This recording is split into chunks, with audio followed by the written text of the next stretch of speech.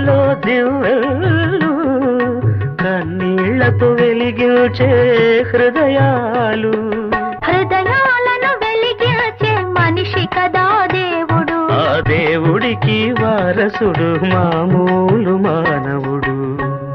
అది నువ్వే కదా, నేను నువ్వే కదా, అది నువ్వే కదా, నేను నువ్వే కదా. నువ్వు రాయివి కావు, గంగవు కావు, నే రాముడు శివుడు కానే కాను.